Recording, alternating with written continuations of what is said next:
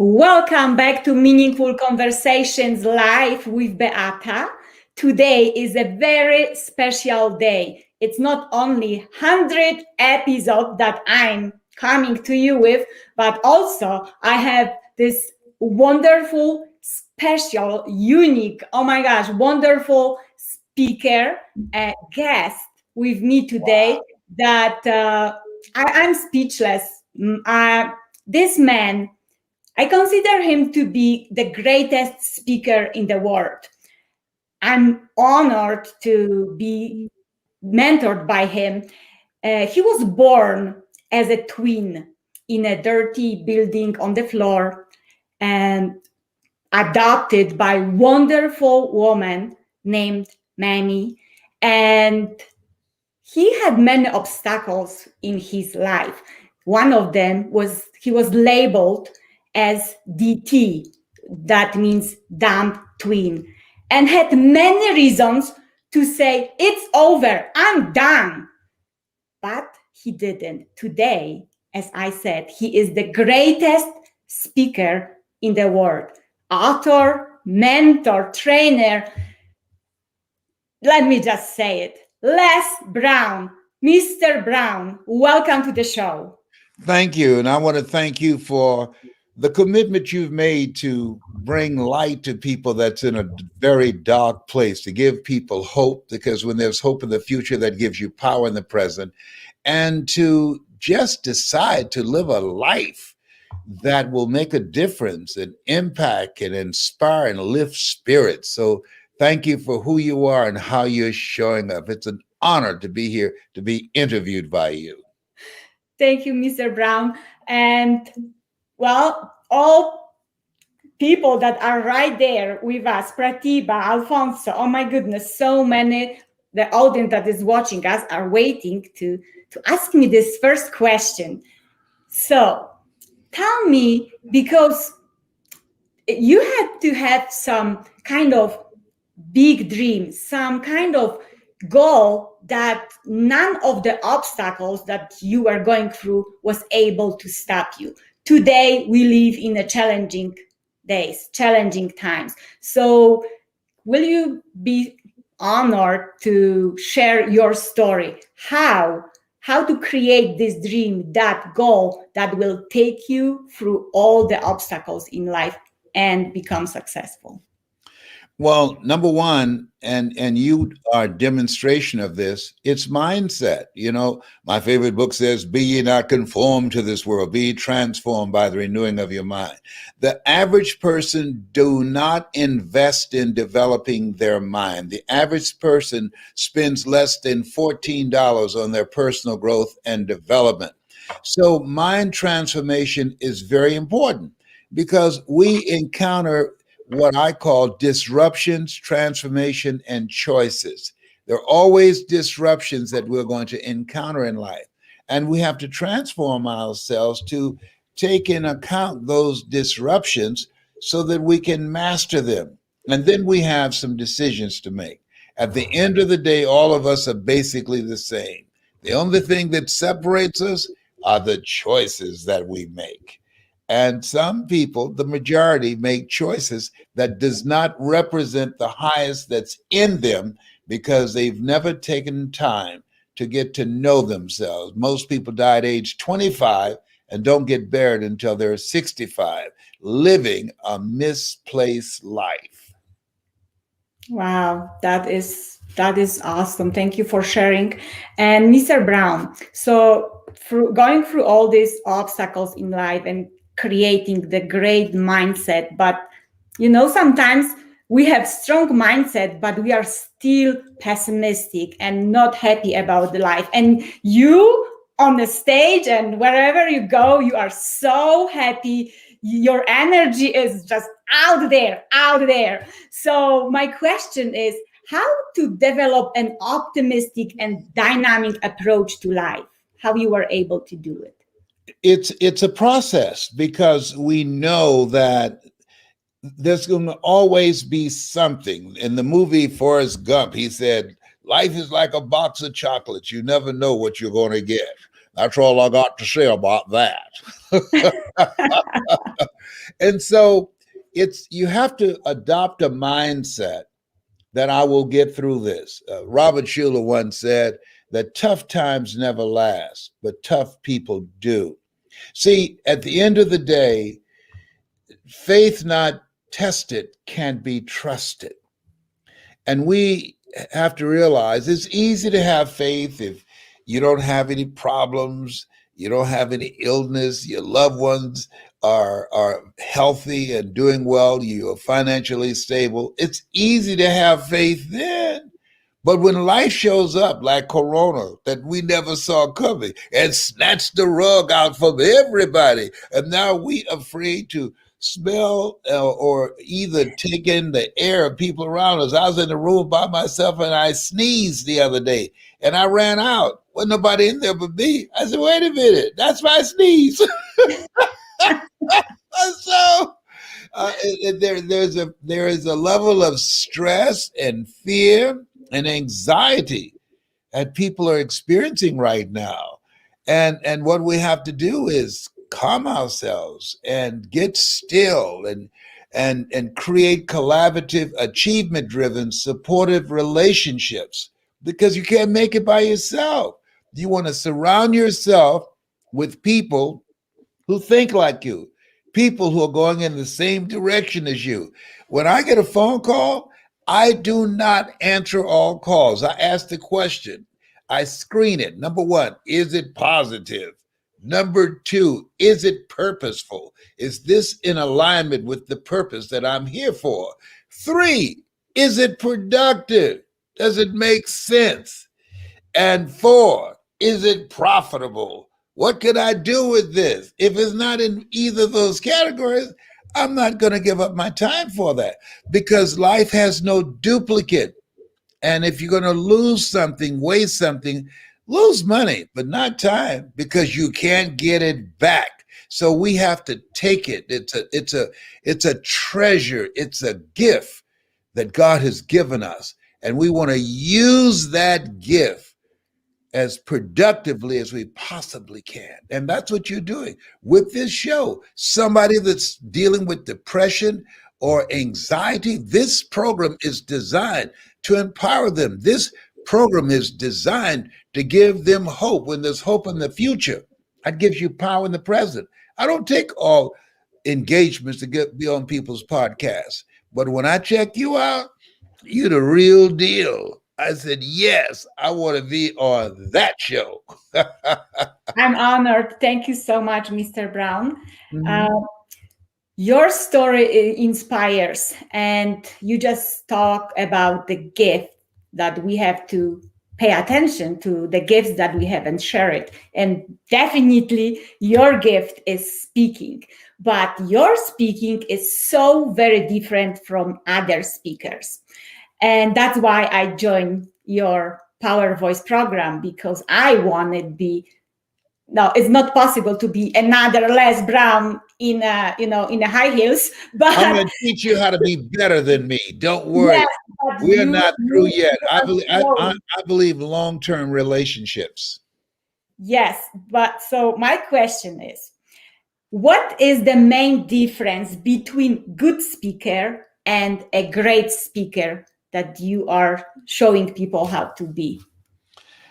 Good speakers operate out of the thinking of the Dale Carnegie course, which is a good course. They teach, tell them what you're going to tell them, and then tell them what you told them. Great speakers operate like my mentor trained me. He said, Brownie, never let what you want to say get in the way of what your audience wants to hear.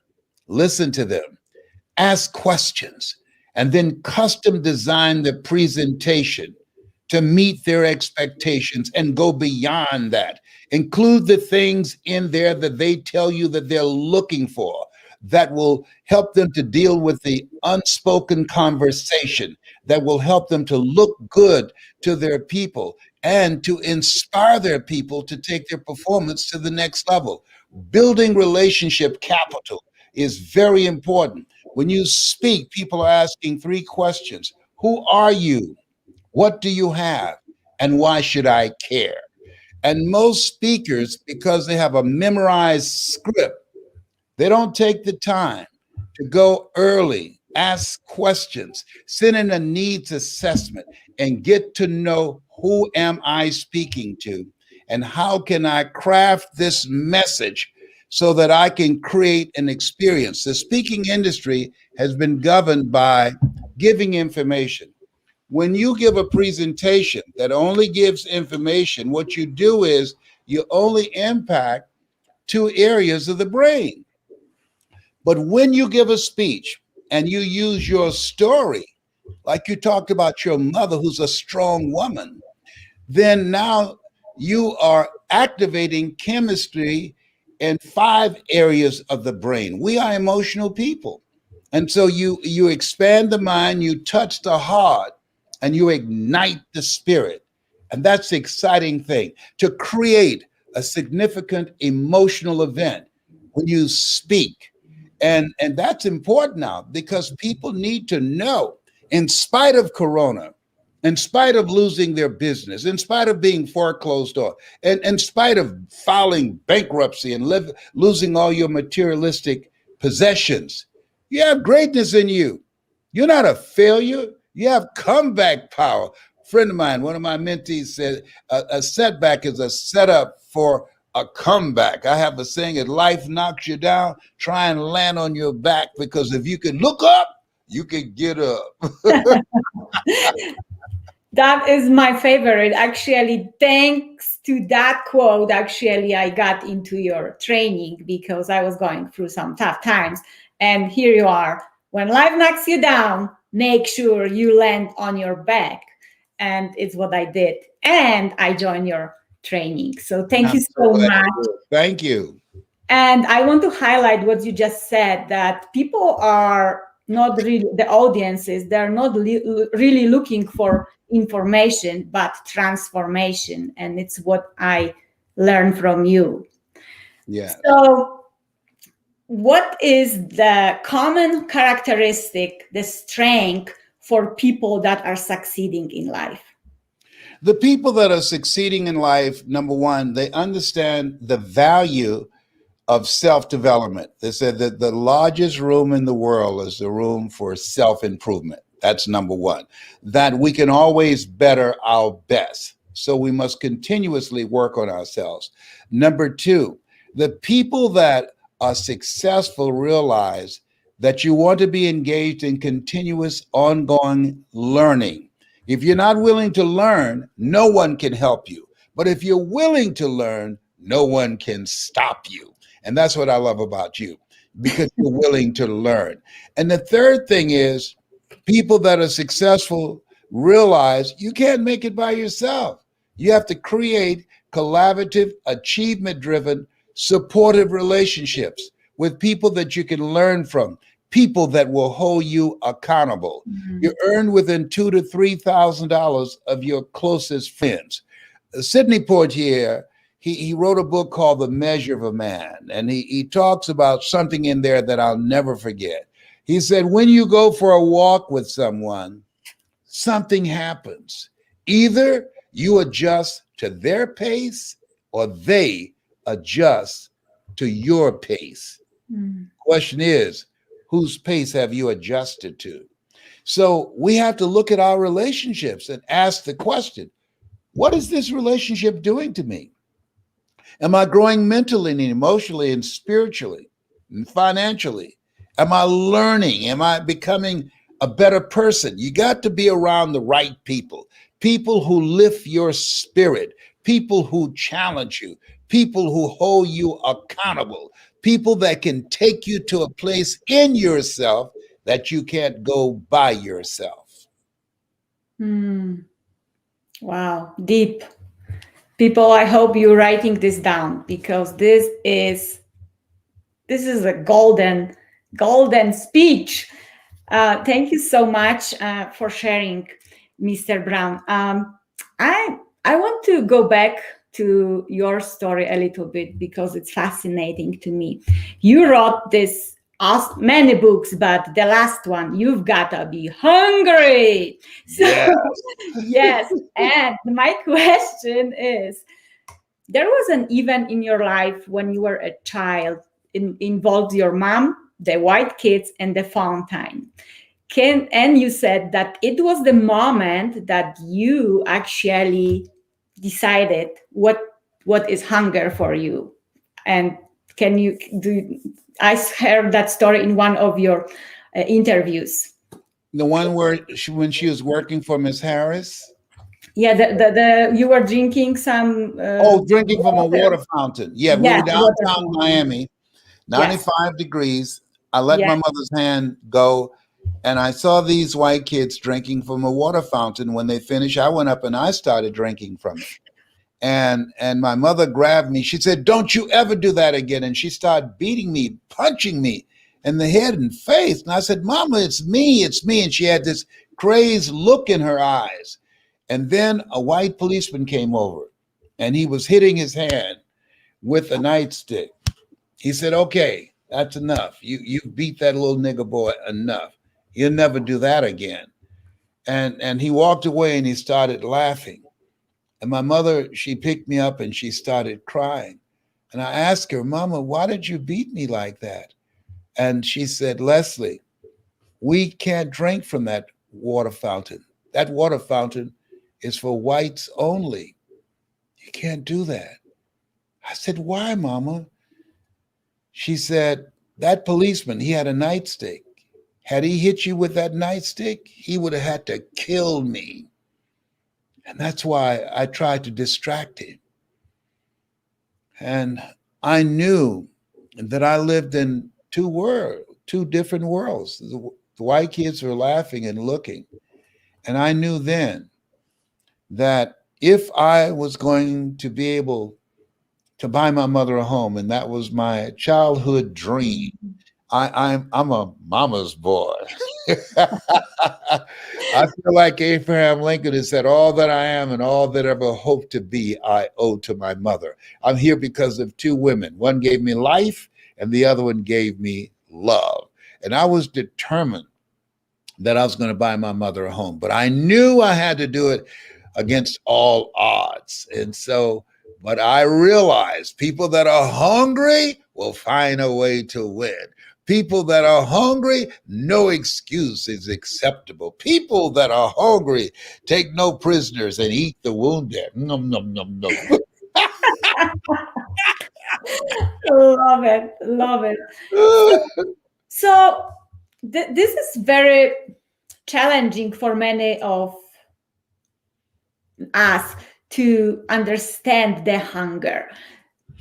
So if you could maybe involve more about that.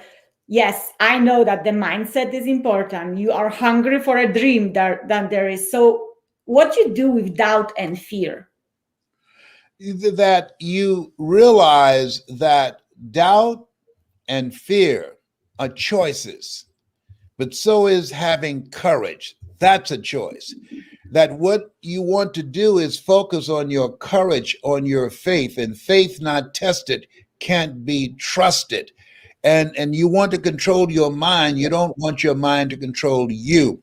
I encourage everybody that's listening now to go to hungrytospeak.com, because when they go there, they're going to find a set of motivational messages that I give out free called Choosing Your Future.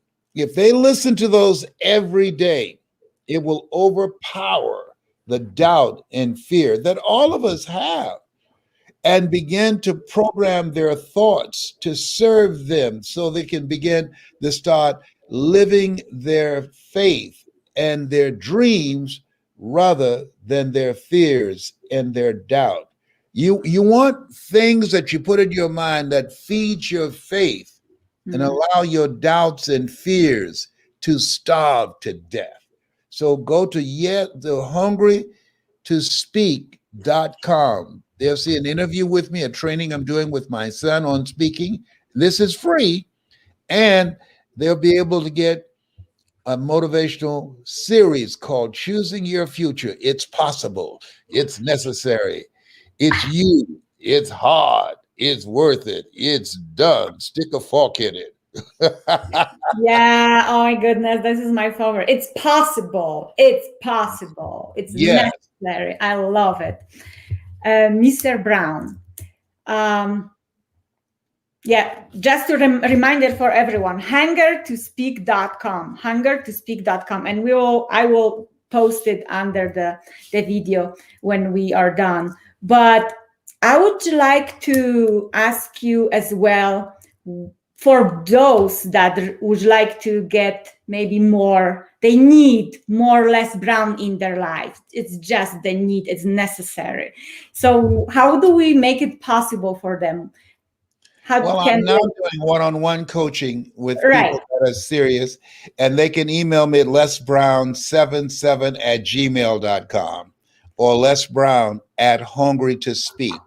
lesbrown at hungry to speak. They can email me there as well. I work with a few people who are serious and hungry to live their dreams, hungry to live a life that will outlive them, hungry to make a greater impact. Horace Mann said we should be ashamed to die until we've made some major contribution to humankind.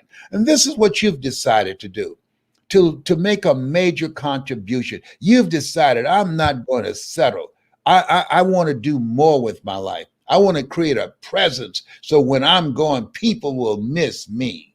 You got it like that. Yes. So the show is about meaningful conversations, and we obviously have the very meaningful conversation here. Do you remember maybe one of your most meaningful conversations? Who was it with? The most meaningful conversation, I would say, was with my mother. We were going on Miami Beach, and I think I was around 10 years old, and they had signs on Miami Beach at that time: Jews, dogs, and coloreds not allowed. There were places on Miami Beach that dogs can go that people of color could not go. And I said, Mama, why do they have signs up like that? She said, they're haters. And I said, why? She said, I don't know, but don't you ever be like them. God is love, and he who dwelleth in love dwelleth in God, and God in them. And so what governs me, I love people.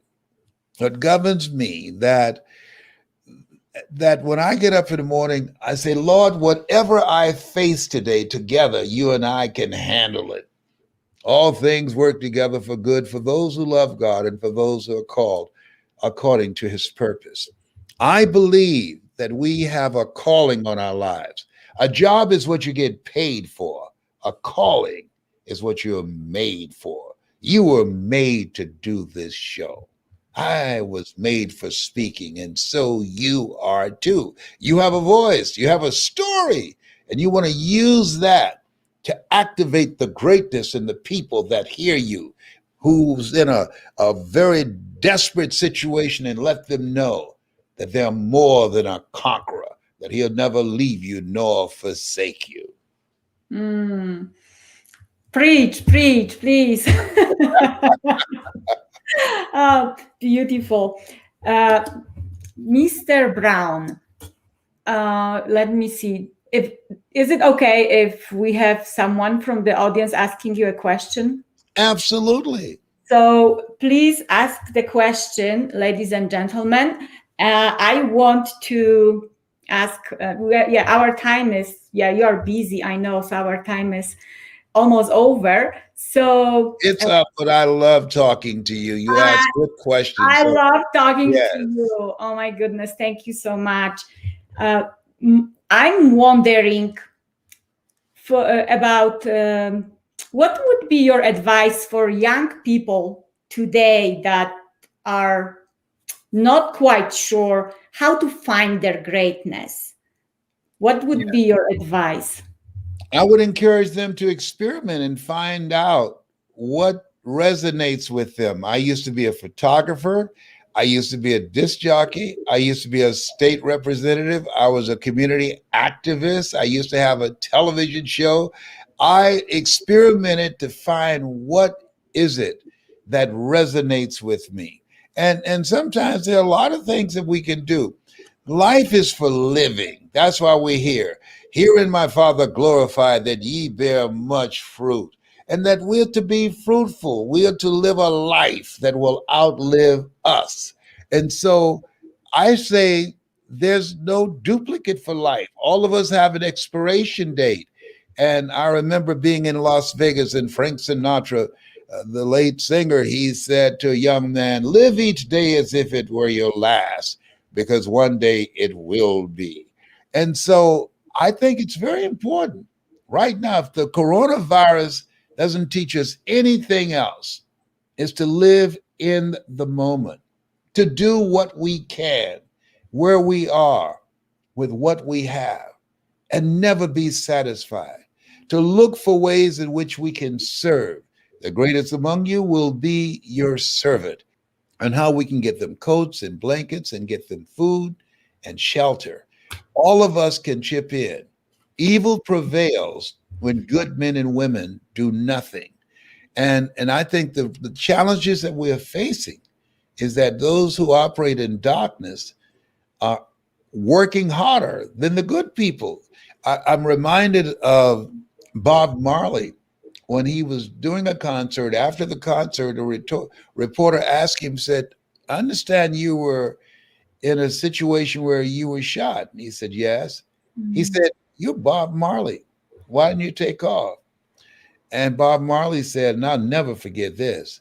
He said, people who do evil in the world don't take a day off. Why should I? Wow. Wow. Yes. Wow. And so I think this is the time that we all have to step up. Benjamin Franklin said, until those who are unaffected are as outraged as those who are affected, change will never take place. Reason I keep my kids' pictures here is to remind me, building a legacy. A good man leaves a legacy for his children and his children's children. So they're speakers and authors and trainers. They run the company and they try to run me. Talking about I'm old. Don't you let this 76 fool you. I still got the fire. I taught you everything you know, but I didn't teach you everything I know. Mr. Brown, we have a lot of questions, but the one that is repeating is, what is the best way to become a really good speaker? And someone else asked, what is the way to become the best motivational speaker? Okay, let me answer that for you. When a losing team have a bad season, what is it they do? Do they fire the players? No. They bring in a new coach, a winning coach. You want to get someone to coach you who has trained eyes, who's accomplished what it is you want to accomplish, who speaks on a level that you want to speak on, that you can develop a relationship with, that as a result of that relationship, it will accelerate your learning, and it also positions you to develop instant credibility with their endorsement and as a result of the association. And it will also allow you to learn new ways in which you can earn money faster. In this place, where we're gone from brick and mortar to click and order. The majority of presentations now that speakers and trainers and life coaches are doing, it's virtual. Virtual. That's amazing. I'm not getting on an airplane anymore. That is special. I love that. I've flown to countries all around the world. I enjoy speaking from home in my Mickey Mouse underwear, but I'm not showing. Oh, that's bad. Yes. So yeah. So if anyone that's serious and want to invest in himself and want one-on-one coaching and be exposed to the techniques and strategies that can accelerate their growth. I don't like being in line. Me, I'm a person, when I do something, I'm all in. I want to learn everything I can.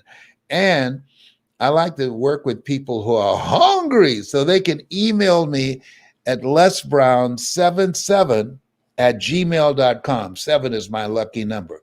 lesbrown77@gmail.com. Mention that I was on your show and that they're interested in my one-on-one coaching, and we'll send information and an evaluation form to see if it's a good fit.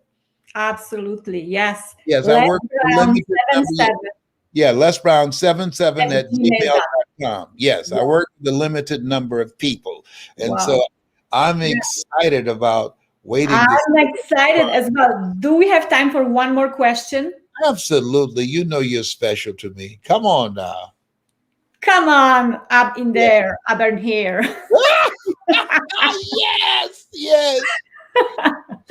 So we have question from Kristen Brooke. She said, what message do you have for someone that is emotionally broken and trying to rely on their own resilience to overcome difficulties? Jesus was in the Garden of Gethsemane, and he asked the disciples to pray with him. I believe, ask for help, not because you're weak, but because you want to remain strong. And ask for help and don't stop until you get it. When my best friend died and I was holding his hand, saying, I'll see you on the other side someday. When my mother died, I'd never seen anyone die before. I needed help. I had to call family members and friends and people who I encouraged and motivated to help me get through that experience. That life had hit me on the blind side. When I got a call 3 weeks ago that my youngest daughter, who just turned 40, she was diagnosed KV-19 positive. I don't care how old your children become, they're still your children. I cried. I was nervous. I was fearful. I called her and said, baby, how are you doing? She said, Dad, it's rough. I'm in pain and discomfort. I can't smell and I can't taste. I said, well, okay, well, what are they saying that you should do? Well, they're backed up in the hospital. I can't go there. And I got a fever. She said, but there is some good news. I said, what? She said, I can't smell. And your son-in-law, my husband? I said, yes. She said, he farts all the time, and now I can't smell him. I said, too much information. Oh, my God.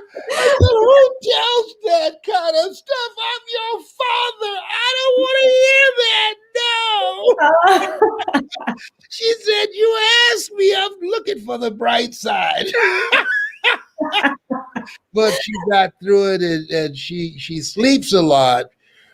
But she got through it. But it was rough. It was rough. I was very nervous. Yes. Oh, wow. Look for a bright side. That is yes, that's what she's doing. Looking for the bright side.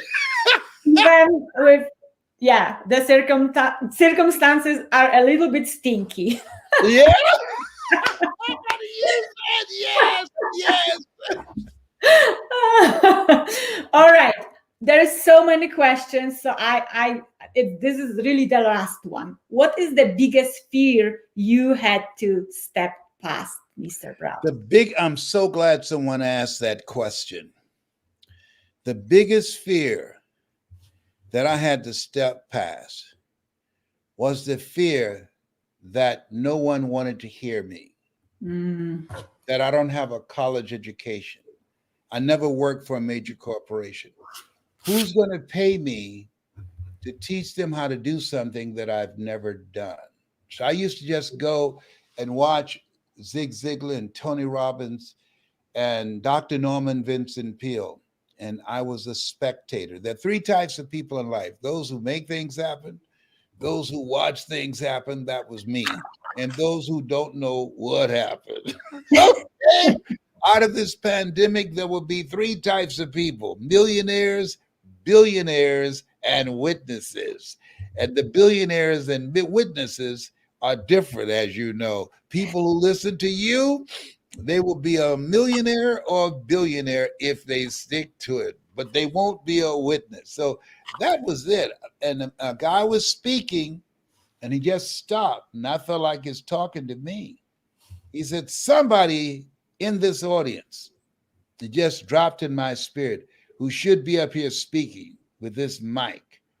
And you've convinced yourself that you're not good enough. He said, I'm going to say this and I'm going to just move on.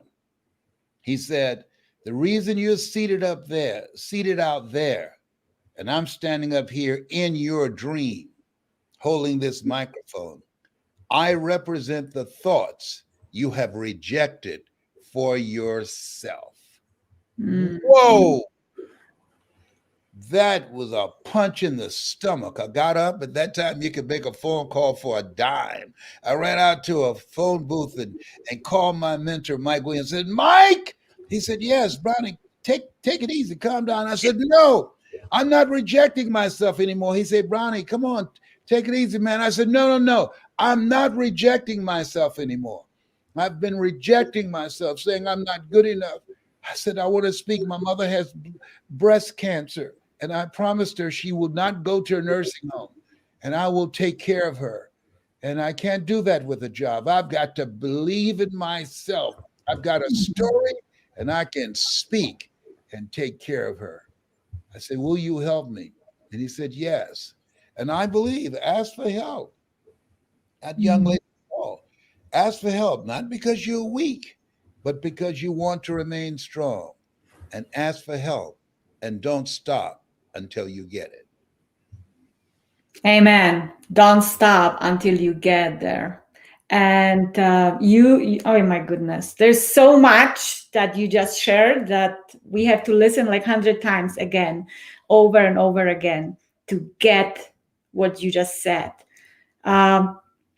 You said also in one of your interviews that the biggest challenge for people on the way to their greatness is going from believing to knowing.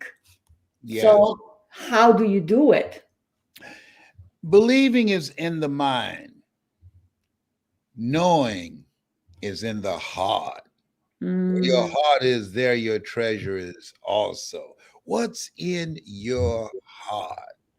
Because if we take the time to listen, to get still, to listen to the still small voice within, that we will be guided. We've all had moments in our lives when we said, boy, if I had just listened to my first mind. We've all had those types of experiences. Most of us don't listen to our heart because of mass distractions. We are distracted in this noisy world. This is the attention economy. Everything is fighting for our attention.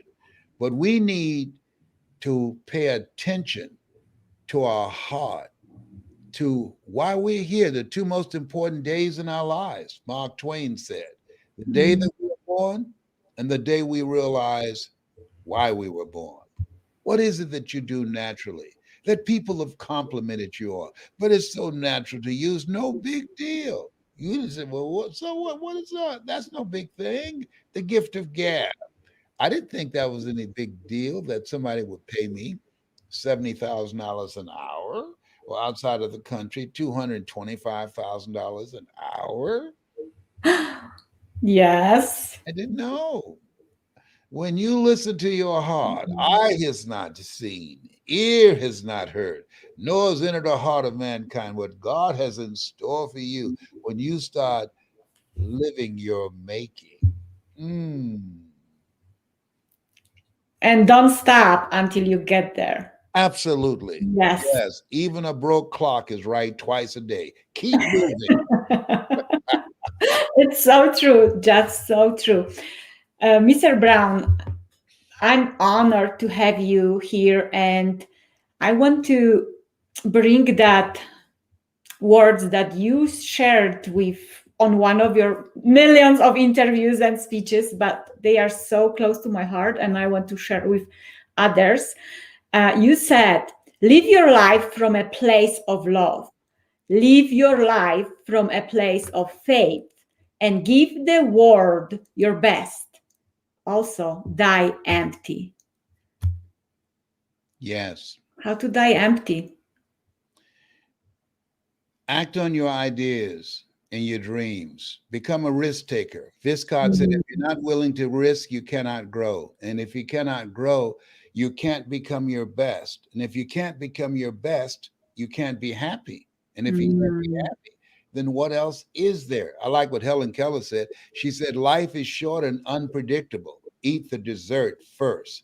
So we are here to walk by faith and not by sight. We are here to call forth those things that be not as though they were. Live full, die empty, rob the cemetery, as Miles Monroe would say, of your dreams, of your talents, of your book, of your voice, of your story. I have to take it in. That's so deep, so beautiful. Thank you, Mr. Brown. It was an honor to have you here. Is there any last thought, last quote, or words that you want to leave our audience empowered and inspired so they don't quit until they win? Here's something. When I speak to audiences, I ask them, how many of you know if you had your life to live over again, you could have done more than what you've done thus far? And I raised my hand and they raised theirs. I said, here's something I want you to consider. You want to look at your life and you want to make yourself available to this quote. Be willing to do the things today others won't do in order to have the things tomorrow others won't have. Others don't see the value of learning continuously. Most people don't understand the value of discipline, of focus, of challenging yourself, of stretching yourself. Most people don't see the value of that. Be willing to do those things, and you will live a life that you can be proud of. Horace Mann said we should be ashamed to die until we've made some major contribution to humankind. That's my story, and I'm sticking to it. And me too. Mr. Brown, thank you very much. Happy birthday one more time. Thank you. Hope you will lead us with this great message and impact people for another 76 years young. Yes. And say hi to Tyron. Yes, most certainly will. That's my buddy. Tyrone, she just said hi.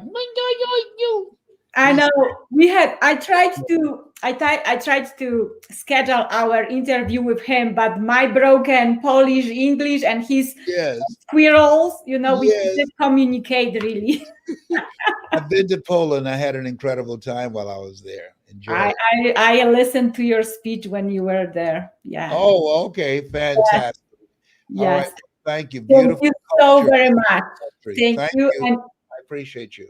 I appreciate you. And everyone, please connect with Mr. Brown, send a message, and I will drop all the links that you will know how to connect directly. Thank you so much. Thank you. Bye for now. Bye for now.